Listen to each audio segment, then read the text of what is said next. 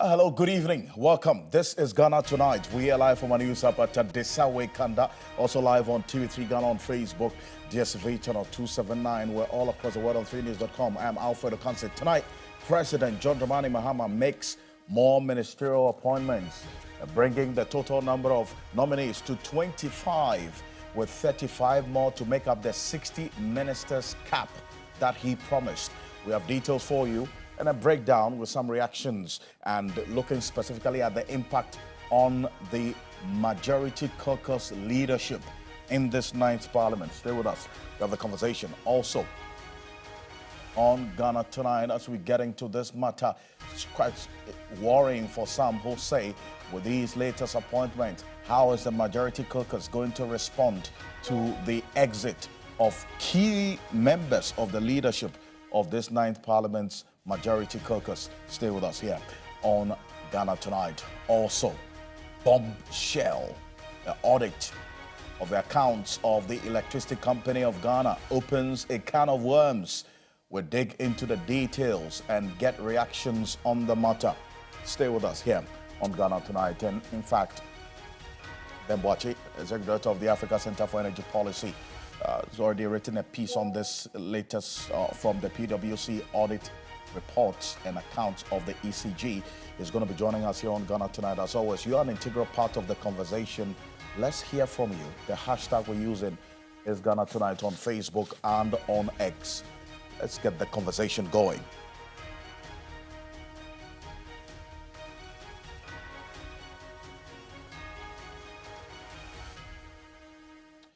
Let's settle for Ghana Briefs.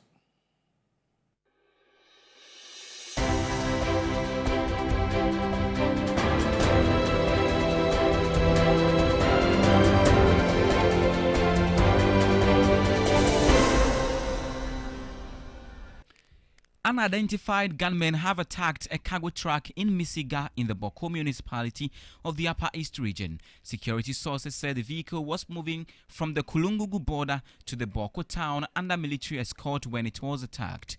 There were no casualties. The latest attacks come barely 2 days after President John Dramani Mahama led a high-powered government delegation to hold peace negotiations with the Boko Naba and the Nairi as part of effort to find a lasting solution to the chieftaincy conflict.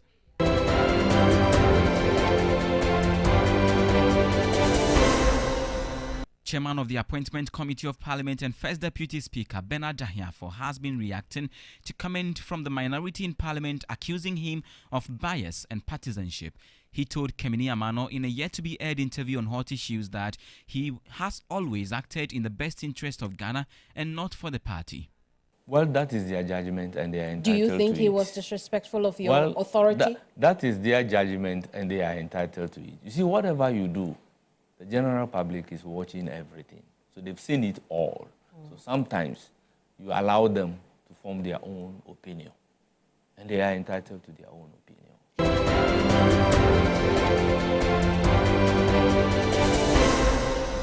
Financial analyst Joe Jackson has cautioned the government to exercise prudence in its decision to abolish certain taxes. He advocated for the retention of the betting tax, describing it as a disincentive tax that helps to regulate the betting industry. Joe Jackson emphasized the importance of striking a balance between revenue mobilization and tax scrapping. There are issues to do with it. It's like a tax on cigarettes or a tax on alcohol. I don't think we should take out the betting tax. Right? I think the betting tax should stay. Anything that will make people bet less, that will stop destroying the lives of our young women and increasingly some young men and increasingly some young women is a good thing. I think the betting tax should stay. The taxes on the ports, they have to look at them carefully. They can't go away.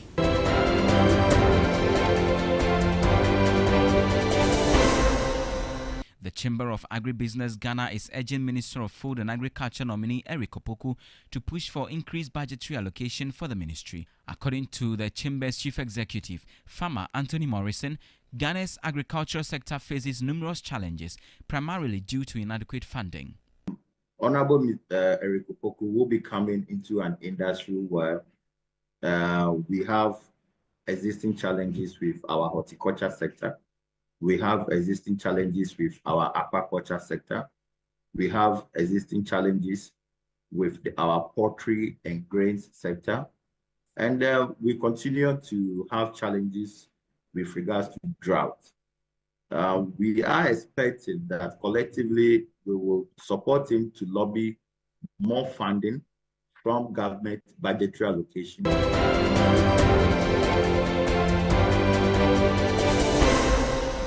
The government has started the evacuation and distribution of stored food items from warehouses to affected schools across the country. Nearly 140,000 bags of rice are being transported to all public senior high schools to address food shortages as government begins decentralization of the supplies. This is the first phase of what we expect will take about a week because the country is vast, and we expect to distribute 139,872 bags of rice to the 16 regions for onward distribution to all the secondary schools which need the rice. It is going to be a fulfillment of John Dramani Mohammed's promise to decentralize the food distributory arrangements as far as the secondary schools are concerned.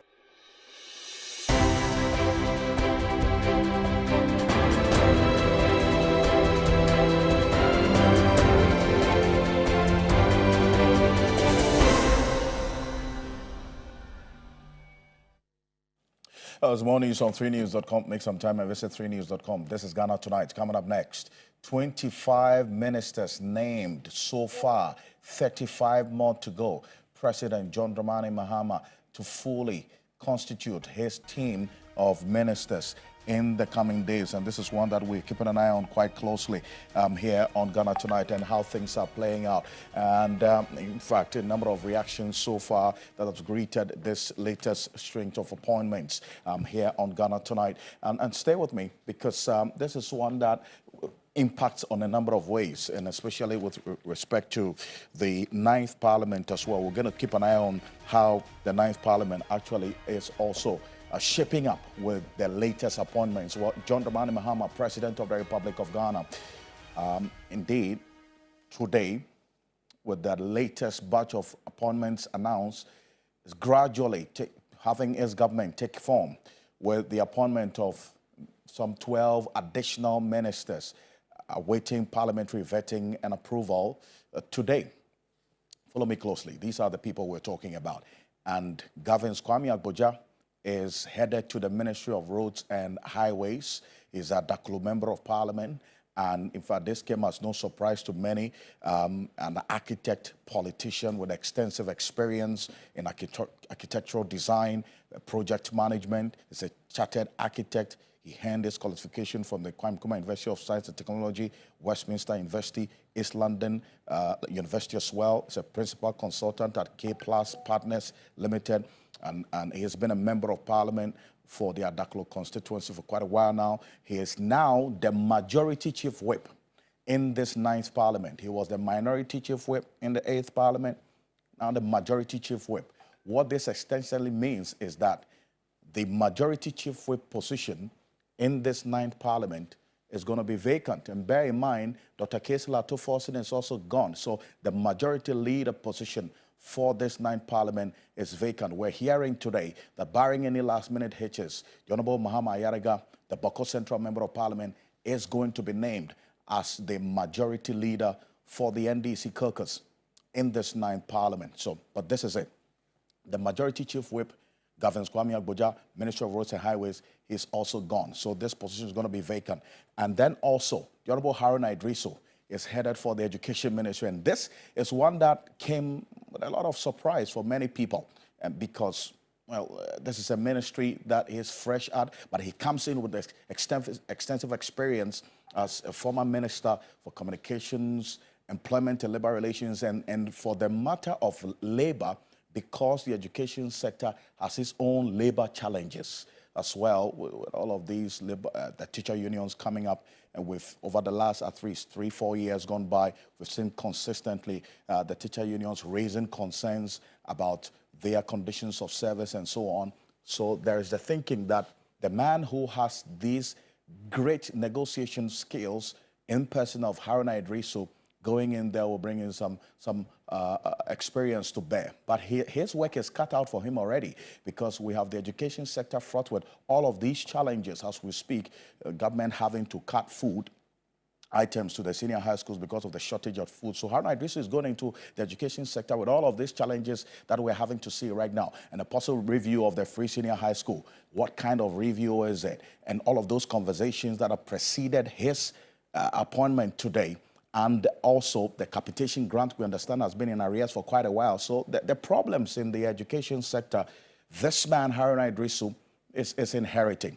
He's not the next person we're seeing. Agnes Namomolate is the Krowo Member of Parliament, Minister for Gender, Children and Social Protection designate, and she comes in with extensive experience as well as a seasoned legislator, a development expert with over 20 years of experience managing projects in governance, health, and women's rights. In fact, she has a PhD in African Studies.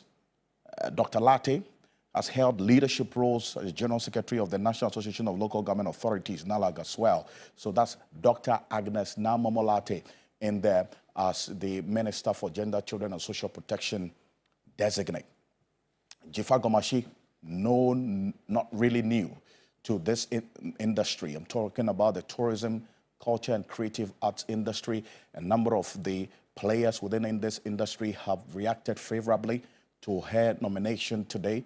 Abla Jifa Gomashi is going into the Tourism, Culture and Creative Arts Ministry. Giorgio Pareado is going to head up that's after the approval of Parliament and the vetting process, this newly created Ministry of Youth Development and Empowerment. And in fact, there are many people who are excited about the decoupling of the Ministry of Youth from the sports ministry, because for the sports sector, it's a huge sector on its own, and the youth ministry itself, there are many who thought that, yes, this decision to have it stand on its own, to have a Ministry of Youth Empowerment, is one that comes through with some commendation, a strict focus on the youth, especially because the NDC itself had a youth manifesto going into the 2024 election. So you understand why there was a whole ministry created for it. Giorgio Pareado is the current National Youth Organizer of the NDC. He's going in as a private legal practitioner, extensive experience. He mobilized the youth going into the elections. This is it, as we have it. Elizabeth Ofosue-Jare is heading towards the trade, agribusiness and industry ministry. Now, this is a ministry that has also been modified because we had a trade and industry ministry previously. Now, there's another focus for this ministry, that's agribusiness. Now, that's more of like a chop-off from the agric ministry, because now this ministry is going to look at the business side of agriculture. And that's going to be one of the major responsibilities of Elizabeth Ofosue-Jare. And then also, another leader in this 9th Parliament, the Honorable Ahmed Ibrahim, the Banda Member of Parliament.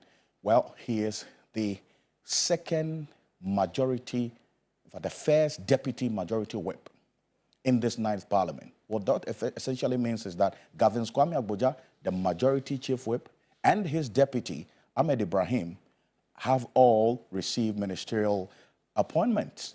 That effectively means that the majority chief whip and the first deputy majority chief whip positions in this 9th Parliament are going to be vacant eventually. The NDC has got some thinking to do. Well, he is heading towards the local government, chieftaincy and religious affairs ministry. This is a ministry that has also been modified. What we did know as well previously was that this ministry had the Ministry of Local Government, Rural Development and Decentralization. What we've seen with this John Mahama-led administration is the modification of the local government ministry, now merging it with the chieftaincy and religious affairs ministry as well. So this is a huge one for Ahmed Ibrahim as well to deal with. He comes in with extensive experience in this particular area that informs the reason why the President is thinking about him bringing that experience to bear in this. The Food and Agriculture Minister designate Eric Opoku is a former Member of Parliament. He comes in as well with some extensive experience in there, having engaged, especially when it comes to the rank and file and then the various, that's agric groups in this country. The Peasant Farmers Association has been reacting to his appointment, and they indicate that one expectation they expect of him is to ensure that the peasant farmers are giving the needed attention because they control the majority of the agricultural space in this country. His work is cut out for him already. We're going to be assessing whether or not they're going to have their own policy when it comes to, for instance, ramping up production in the agricultural sector beyond the Planting for Food and Jobs policy that the ex-Wa administration had. Emilia Arthur comes in as the Minister for Fisheries and Aquaculture designate. Emilia Arthur is the current Member of Parliament for the Shama constituency in this 9th Parliament. Well, in the ex-Wa John Evans Atta Mills administration, she was a Deputy Minister for the Western region.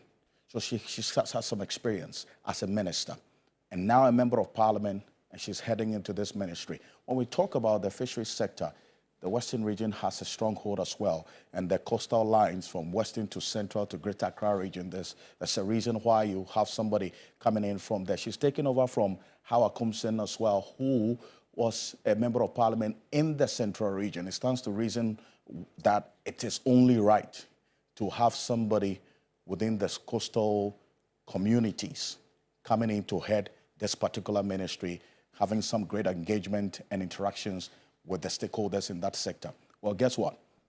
For the regional ministers, there are 3 of them that have been nominated, in addition to the 10 that came through earlier in the week. So for the Central region, Edwama Ochre is a Central Regional Minister designate, as was announced earlier today. And then also we have the Joseph Nelson, the Western Regional Minister designate, and then also Wilbert Petty Brintum, also the Western North Regional Minister designate. So these are the names that came through earlier today per the ministerial nominees announced by President John Dramani Mahama. Well, this brings up other dynamics, and this is it. We're going to get into it shortly here on Ghana Tonight. For the leadership of this 9th Parliament, let's take a look at this. Guess what's going to happen?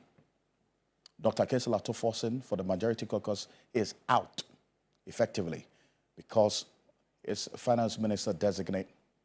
In the coming days, we'll see the plenary Parliament approve him. And Emmanuel Amakofibua is the only man standing when it comes to the front bench of the Majority Caucus. That is, he's a Deputy Majority Leader, MP for Elembele. Next to him, Gavin Kwame Agbodja is gone. He's been nominated for as the Minister for Roads and Highways, is gone. Ahmed Ibrahim, Local Government, Chieftaincy, Religious Affairs Minister designate, he's also gone. And then also Comfort Doyo Kujo is the only one as well, the only female standing in this, the leadership of this 9th Parliament for the NDC Majority Caucus.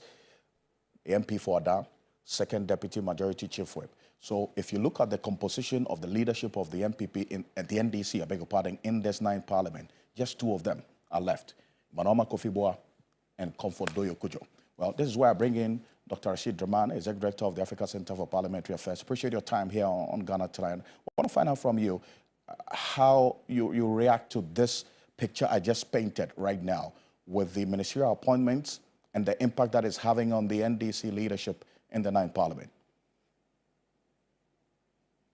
Well, I think it comes as no surprise, Alfred. That is a pattern that we see in a constitutional dispensation where there's a marriage between the executive and the legislature.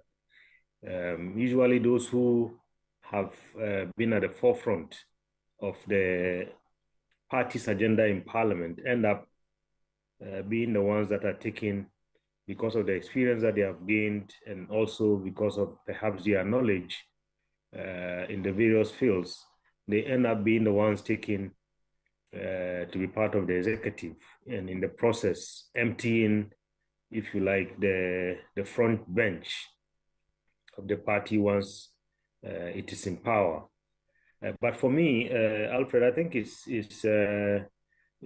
perhaps going to be something good because, and I say this because some of us have been worried about the huge numbers, the supermajority that we see with the NDC, and the fact that the minority side has been reduced significantly, including the fact that most of their experienced ones are also gone, either through attrition or through voluntary retirement from the 8th Parliament. So now it's almost going to be perhaps a new set of leadership versus a new set of leadership. So I think that might work very well for our democracy, so that at least there will be they can match each other boot for boot, and that way we can have a minority that is active, a minority that can at least equal itself in terms of experience with the front bench of the majority, thereby at least hopefully guaranteeing all of us that there will be a vibrant minority, which is an essential ingredient for multi-party kind of democracy. I see, but it appears it's getting quite clear that the NDC expected this as a political party and as a caucus, because we've seen with the inception of this 9th Parliament, there hasn't been any official announcement of the retention of the leadership of the 8th Parliament. They've just been allowed to continue because you get the sense that they knew or expected that some of these persons will be appointed as ministers, is it not? Yes, but of course, I think we have gotten to a point where certainly they would have to now come out.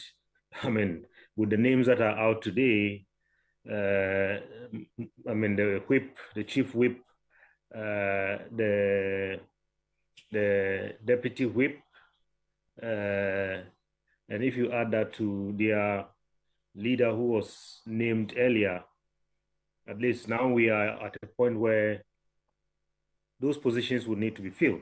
And perhaps that's why we hear now the announcement of Honorable Mama Yerga. I don't know why they are not doing it, I mean, all at once. I mean, I think they are following the the processes that are being implemented or followed by, I mean, the Jubilee House, where we get this in bits and pieces. Right, and you talk about Mama Yarga. Yes, we're awaiting that official announcement, but barring any last-minute changes, he's the one going to be announced as a majority leader, replacing Dr. Kesela Tofos. And you've worked with him closely in Parliament over the 5 times. This is his 6th term as Member of Parliament for the Boko Central constituency. How did this report of he possibly being named as a majority leader by the leadership of the party and the caucus come to you? Well, I think it's fantastic, Alfred, because, I mean, watching him and having worked with him, I think he's one of the very cool heads that we have within the NDC, and then very well kind of educated as well. And over the years, I believe he's somebody who hasn't shied away from, I mean, criticizing his own when he thinks that things are not being done in the right way. And I think we need that kind of leader at this time, because you don't want someone who would not allow any space for the minority because of the huge numbers that they have.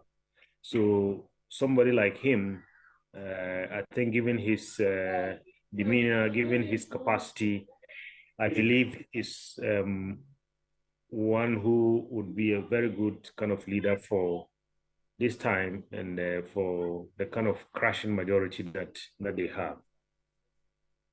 And then also, most importantly, Alfred, I think perhaps we would also see in him a leader who would make sure that anything that is coming to the House that is not going to inure to the benefit of Ghanaians, but would pass because of their numbers, would call the attention of his government. Because at the end of the day, given the kind of track record he has established for himself and international repute that he has, including having served in the ECOWAS Parliament for many years, I think he'll be very careful to make sure that that reputation is properly kind of guarded. Right. And I appreciate your time on this and your expertise on this matter.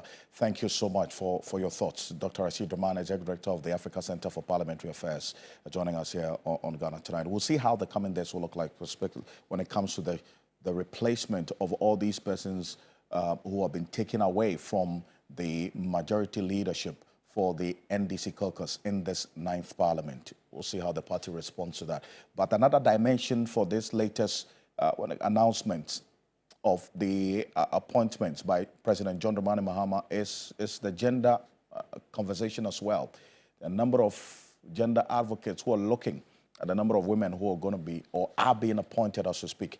The big ticket one being the first female vice president that this republic has had in the person of Professor Nana Jane Opoku-Agyeman.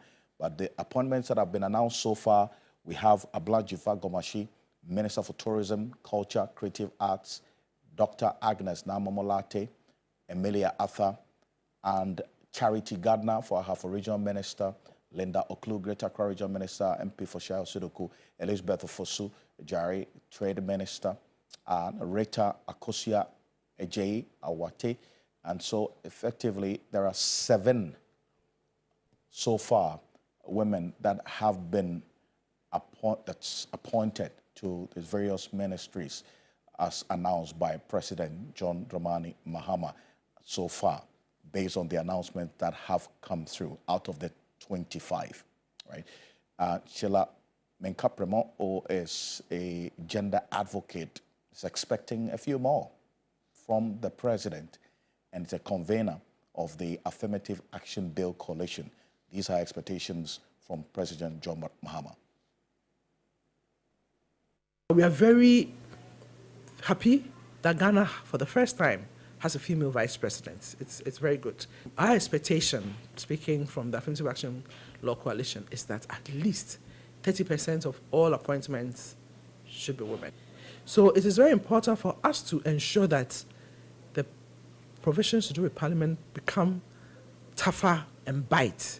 We would need a constitutional review to ensure that gender representation and inclusiveness is one of the criteria for qualification for Parliament by political parties. Then it would be possible to then amend the law to make it stronger. Yeah, as it is now, yeah, they're supposed to comply when it comes to, it should be seen in their manifestos, etc., etc. But it's going to be difficult to hold them accountable until we have a stronger provision. So it's a good law, it's a good start, but it needs some amendment to. After, once you get the constitutional amendment, you also need to have the law itself amended to make it stronger.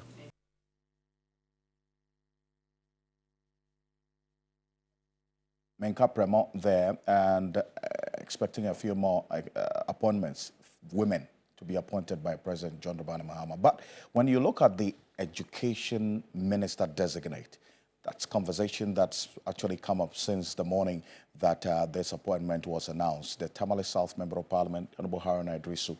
Well, let's engage some of the stakeholders in this sector, because as I indicated to you, the work of Haruna Idrisu, if eventually confirmed and sworn in, is cut out for him, and he has to hit the ground running. Thomas Musa Tanko is the General Secretary of the Ghana National Association of Teachers, NAT, is joining us on Zoom right now. Mr. Tanko, appreciate your time. Thank you for joining us here on Ghana Tonight. There are a number of names that preceded today's announcement of the Honorable Haruna Idrisu as the Education Minister designate. Were you as surprised as many? Well, I think for us, it came to us, the names we were hearing, it was not one of them. It came to us as a surprise, but given his background, I think we believe that Haruna should be able to deliver on the mandate of the Ministry of Education. Well, I met Haruna at the University of Ghana, specifically Commonwealth Folk. And at the time, we were asked to pay academic user facility fee. And when he became the NUC's president, he really took the struggle up further, leading to demonstrations and all that. And it was during that time that the issue of and the GET fund, the education trust fund kind of something should be put in place. And by the year 2000, we have the GET Fund Act to ensure that we secure some kind of funding for quality education in Ghana. And I believe that where we are now, what the single most important issue confronting education now is funding. And therefore, looking back at the work he did in the mid-1990s, I believe that same thing can be replicated today, because like I have said, the major issue confronting education today is funding. And so I believe that you will be able to get it done, because history will remember him for anything that you'll be able to do at this particular time, because education is in serious crisis. And I believe that it also offers him the nice opportunity to deliver on his mandate. The education sector is such that you can make a name for yourself and a career, and you can be brought down based upon the way you go about things. And I believe Haruna will be able to live up to expectation. And aside that one, Haruna has had a series of engagement with labor. Remember, he was one time at the Ministry of Employment and Labor Relations. I've also had the opportunity of engaging when he was in that particular ministry, and then to the Ministry of Communication. So, given his background, both at the days at the University of Ghana, specifically Commonwealth for, and the work that he has done when he came into government, I believe that you should be able to deliver on this mandate, specifically given the fact that we have funding of pre-tertiary education confronting us at this particular time. Remember that he's coming at the time where capitation grant is in arrears for over 2 years. He's coming in at the time where school feeding program is in arrears. He's coming at the time where WAEC WASI is in arrears, among other things. The government subventions to all the education offices and all those things are in arrears. And so currently we are talking about food matter. And I have been saying that how can parents eat and children starve at school? It doesn't make sense. What we are saying, that are we telling our children to go into child labor? It's also coming in at a time where, even though we have a law that says that the interest of the child shall be paramount, as to whether the interest of the child is paramount or not, it is for us to judge that, because to the best of my knowledge, parents are eating and children are starving at school.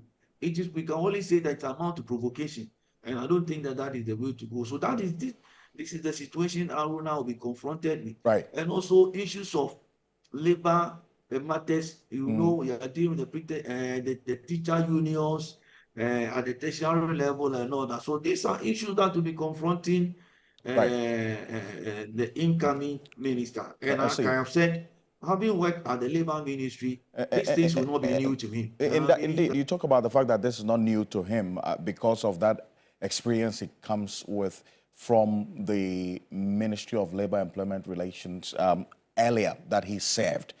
But then again, you have the peculiarities in terms of the challenges in the education sector, is it not? Because if you're talking about capitation grant being in arrears for over 2 years, you're talking about school feeding caterers not being paid, a possible review of the free senior high school, in what form it should take, what kind of engagements that should take place even before this review so as to address all the concerns. That has its own peculiarities, is it not? Remember that he's coming at the time where capitation grant is in arrears for over 2 years. He's coming in at the time where school feeding program is in arrears. He's coming at the time where WAEC WASI is in arrears, among other things. The government subventions to all the education offices and all those things are in arrears. And so currently we are talking about food matter.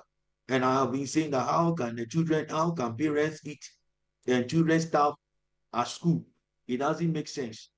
What we are saying, that are we telling our children to go into child labor. He's also coming in at a time where, even though we have a law that says that the interest of the child shall be paramount, as to whether the interest of the child is paramount or not, it is for us to judge that, because to the best of my knowledge, parents are eating and children are starving at school.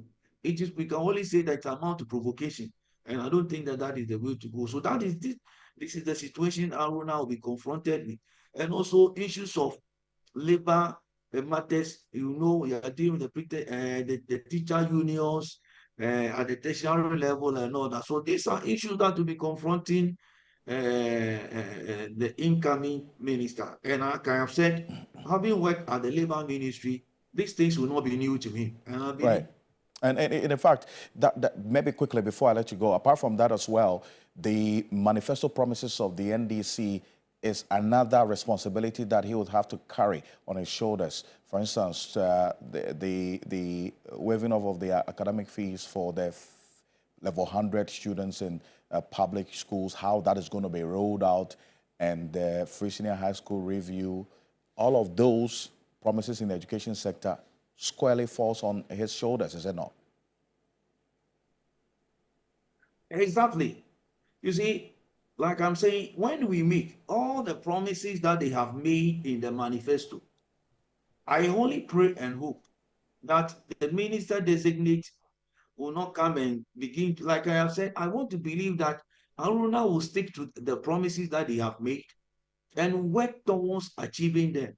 And particularly with the 120 days, all the kind of promises that they have made there, when he gets the note, he must make sure that he sticks to them and make sure that they are delivered.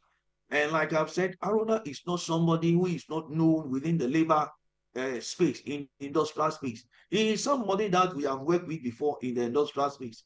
So his name is not new amongst us. But I pray that as he's coming in, like I have said, the kind of person the Haruna I knew in the early 90s, the mid-90s at Legon, and Haruna we also met at the Ministry of Employment and Labor Relations.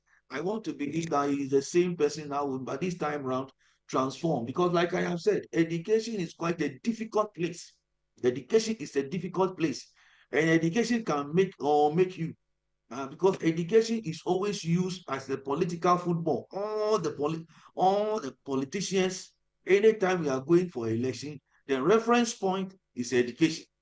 So when he succeeds, it will stand to his credit. And anytime that particular success stories are being discussed, his name will be mentioned. And I believe that, and we pray and hope that as he's coming in, all the challenges that have been enumerated and also the promises that the NDC has made, and also giving his own understanding of the issues, he will live up to expectation and also work towards bringing all the stakeholders within the space to get it done. And I repeat, education is quite a difficult place. I repeat again, education is quite a difficult place. You are dealing with teachers over 400,000. You are dealing with all stakeholders and all that. I mean, it is not an easy terrain, and education can make or make you. And I believe that Haruna should be able to live up to expectation. And I don't think he will come and disappoint. Should Haruna disappoint, then he will have himself to blame. Seriously, because the education sector will not forgive him.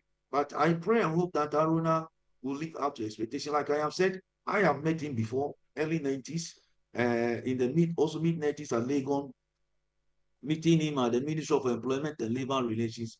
And the engagement I have had with him, I know he's somebody that is down to earth. Right. He's really relational. He knows what he wants. Right. He wants his tax, with the tax account out for him. Okay. He should be able to marshal all both the human and all the resources available at his disposal to deliver on the mandate of the manifesto that they have done, and also execute find solution to all the challenges confront. And I think at the end of the day, he will make a name for himself and for his career, should he be able to live up to expectation. And I believe he should be able, given his background and experience. Because in HR, there is something we call in HR, this is somebody we call something behavioral interview. Right. in the HR, there is something we call behavioral interview. And given my background as somebody within that, the space of HR, behavioral interview, you look at what the person has done before. So given his background and the things that he has done before, I have no doubt to stand upon that particular behavioral, the things, his successes in the past, to say that you will certainly succeed in the education service if only he stays within his experience and the things that he has done in the past and his achievement. I'm sure he should be able to pass the test regardless of how difficult they are at the education ministry.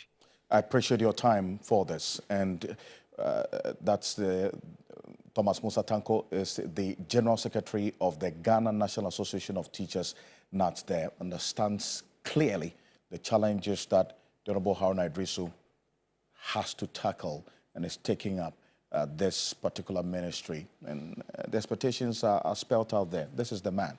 But then again, one of the many challenges that he will have to deal with is the shortage of food in a number of the senior high schools as we speak across the country, with the Conference of Heads of Assisted Senior High Schools even asking parents to give some more food to their wards as they come. Well, government has started the evacuation and distribution of food items from warehouses to affected schools across the country.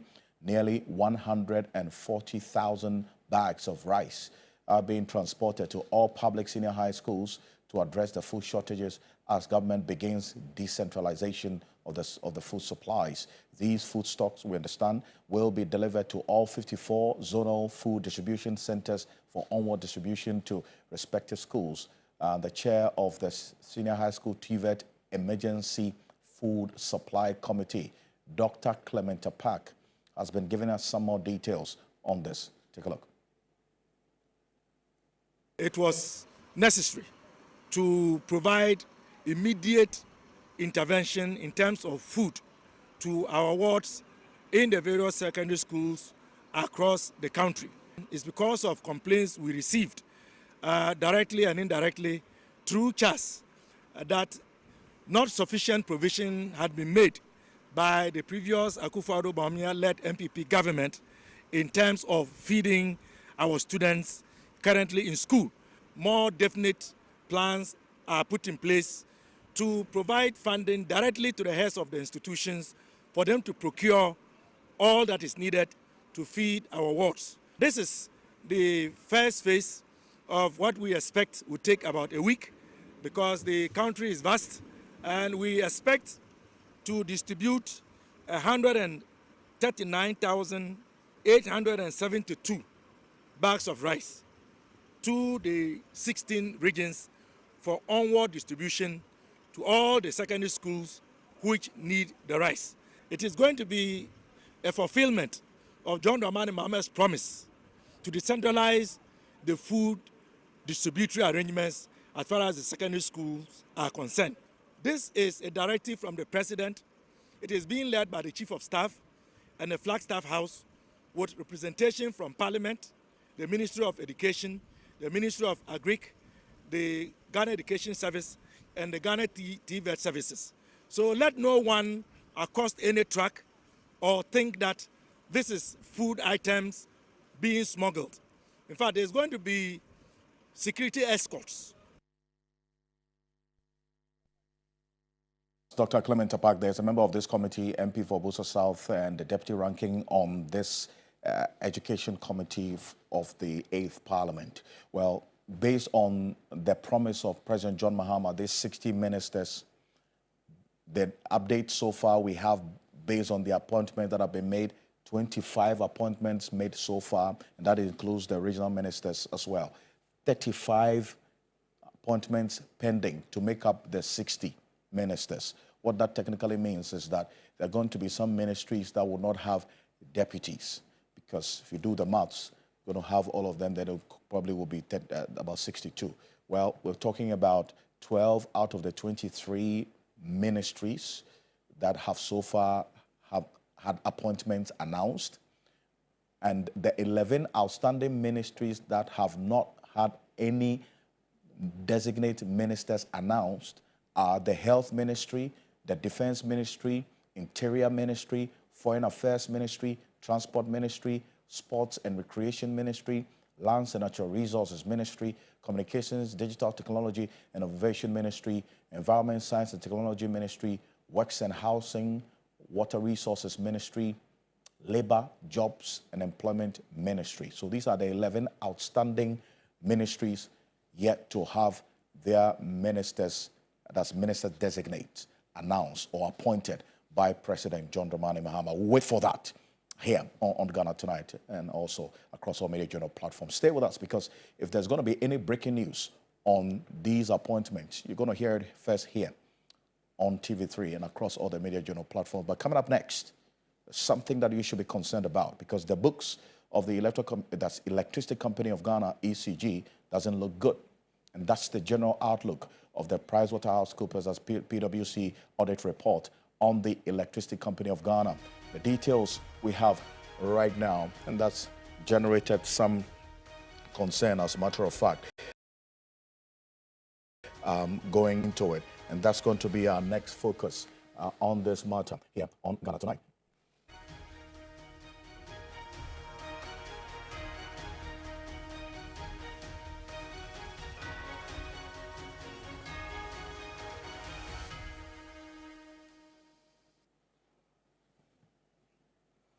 Welcome back. Now, let's get into it right now. These are the snippets of this PwC 2023 audit of the ECG's accounts. First one that strikes you is one of the issues they raised, that the Electricity Company of Ghana had 84 accounts in a number of banks that they were operating, not adhering to the single collection account guideline that was a directive even from the presidency sometime a couple of years ago. Now, this is one of the issues that the PwC audit report raised, that the ECG is operating 84 accounts, bank accounts. So, and some also had some investments in there. Apart from that, there are multiple instances of delayed payments to independent power producers and regulatory bodies, including some 352 million cedis sometime in October 2023. And if you want to understand this, there was this cash waterfall mechanism that was an arrangement between the IPPs and the ECG when it comes to the periods of payment, because the IPPs, you hear them all the time, in that because government owes them, they don't have money to power their plants, they're shutting down plants. Asogli was the latest, if you recall, and all of this is as a result of the non-adherence or the ECG not honoring the payment schedule under the cash waterfall mechanism. Quite apart from that, another issue that came up quite strongly, if you look at the ECG's books, and we decided to track the ECG's profit and loss report based on their own statement over the last 10 years. And take a look at this. In 2014, they posted a loss of 38 million cedis. 2015, another loss of 209 million. In 2016, there was actually profit of that's just around a little over 209 million Ghana cedis.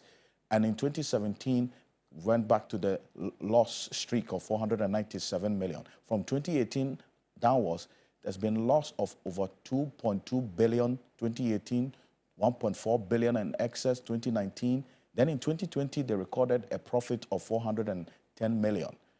In 2021 till 2023, we've seen losses ranging between 1.4 billion and over 10 billion Ghana cedis. And that's the profitability or the profit and loss report as ECG looks right now. And that is why many who are saying that that conversation about the private participation in the operations of ECG has to be looked at when it comes to this verdict.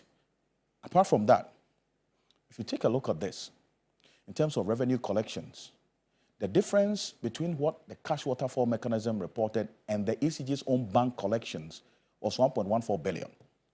Now, here's what this means. In terms of the PwC report, ECG reported in terms the revenue that they themselves captured in their books is 3.38 billion. But the PwC validated audit report captured an actual revenue collection of 3.87 billion, a difference of 490 million. That accounts for the under-declaration of revenue. Well, Samuel Jubik Mahama has been explaining why this is the case. that he said they had to keep some of this money for operational purposes to pay salaries and so on. We'll find out whether this particular explanation sits well with persons within this industry. Ben Boachi, Executive Director of the Africa Center for Energy Policy, is joining us. Mr. Boachi, appreciate your time here on Ghana Tonight. With this explanation by Samuel Dubik Mahama, the former MD for ECG, that what accounted for this under declaration that we're seeing based on this PwC report is that the 490 million, for instance, in number of cases, that's the last quarter of 2023 report, was kept for operational purposes. How does that strike you? No, I'm not a lawyer, and may not be able to exhaust whether the directives of the president, ignoring the directives of the president, could amount to a criminal offense or not. But, hearing him speak, I was extremely worried, and I couldn't really believe that somebody who once managed, the electricity company of Ghana could utter such words. Was really disappointing, and I couldn't believe my ears. Because, it was Dubik who messed up the whole cash waterfall mechanism. And we have strained as much as we could to actually depersonalize it, all right? And there's no doubt, when Budi was there, he was not collecting all the revenues that he had to, but he was complying with the cash waterfall mechanism. He was paying all right. And the IPPs were fairly happy with that at least they could get some money. It was Dubik who came and messed up the whole payment arrangement. And he had to take the intervention of the president for a new mechanism that was set up to even please Dubik and his management with a new amended cash waterfall mechanism where he arranged with the IPPs to pay them a capped $43 million a month. And then the rest is piled as debt on the books of ECG. So even after, yielding to his needs or his demands, he still was not complying with it. And that was an express directive from the President of the Republic for him to comply with the cash waterfall mechanism. And now all he tells us is that it's not a sin, or it's not wrong, it's not illegal for him to put the money into the cash waterfall mechanism, and therefore he wanted to meet his needs first before anybody else could be catered for. And it's not surprising that ECG was messed up the way he did in his tenure, for which reason we're now racking up debt over 10 billion every year from ECG after absorbing so much payments by the government. So the posturing and how he got that much power to disregard everybody, and today say it to our faces that he did no wrong and he knew what he was doing. He was deliberate at delivering the kind of management that he delivered at ECG. And for me, I think it's really disappointing. And it actually calls for a broader assessment of his tenure, which we think only a forensic audit will be able to unravel what the money was actually used for. Because we had many concerns around how he procured Forex, for example, a lot of the contracts that were delivered under his tenure, which wasted resources rather than paying for the value chain. And I heard him say that, ECG hasn't invested, and nobody has invested in ECG, which is completely false. He should check his own presentations, ECG's presentations.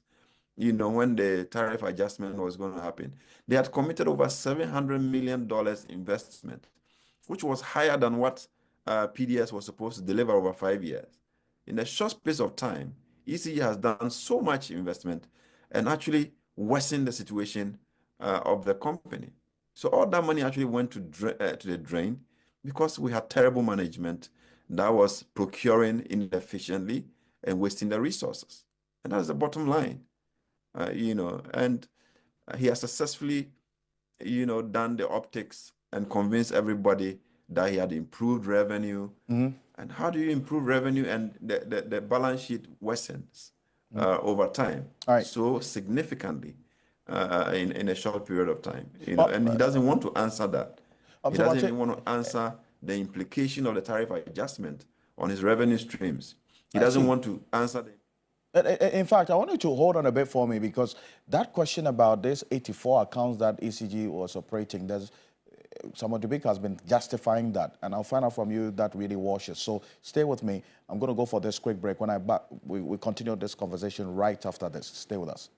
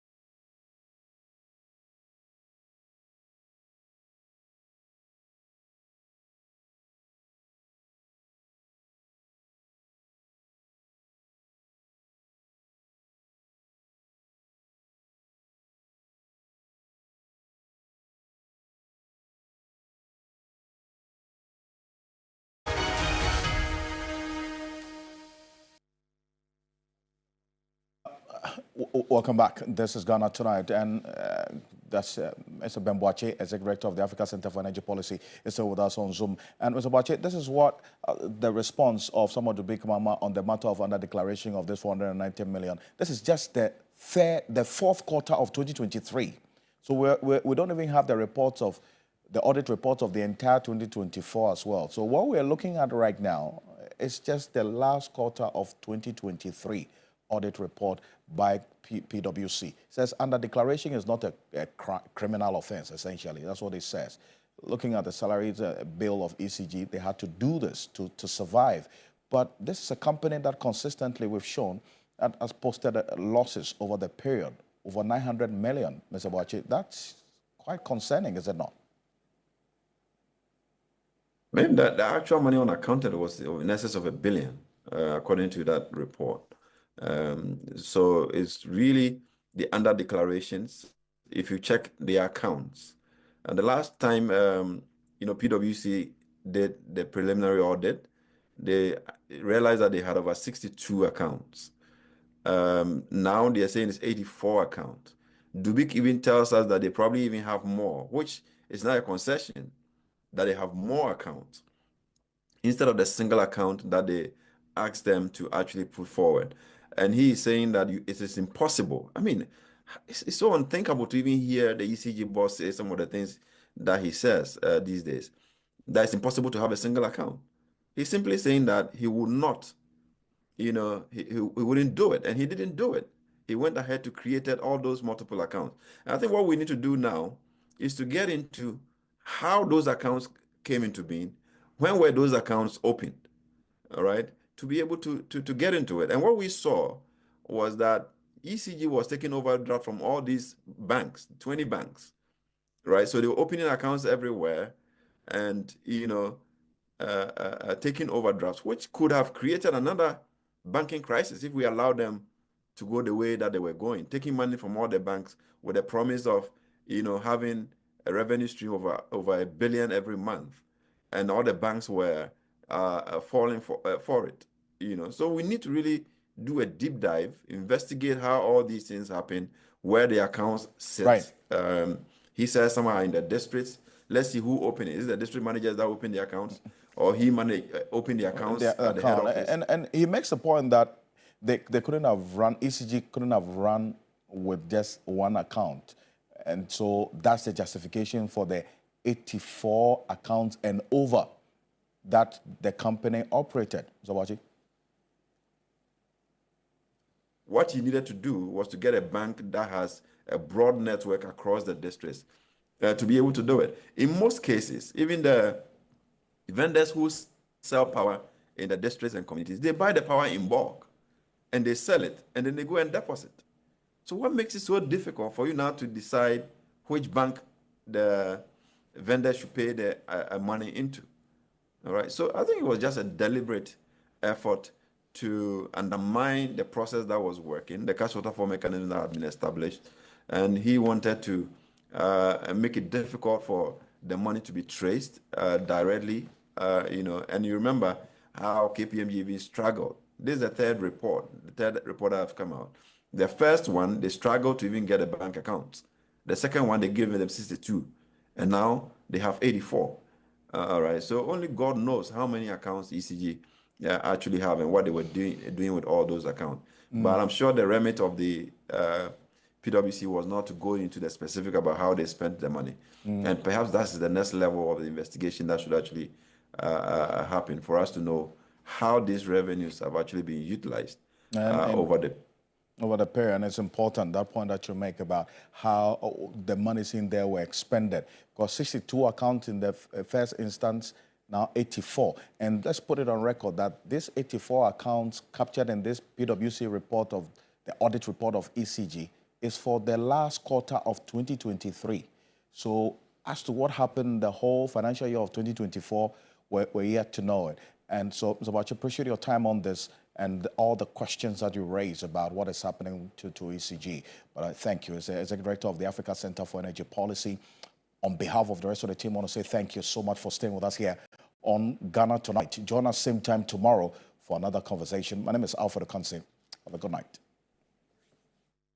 Ghana Tonight is brought to you by Flamingo Paint, superior durability, superior height, superior coverage, simply superior.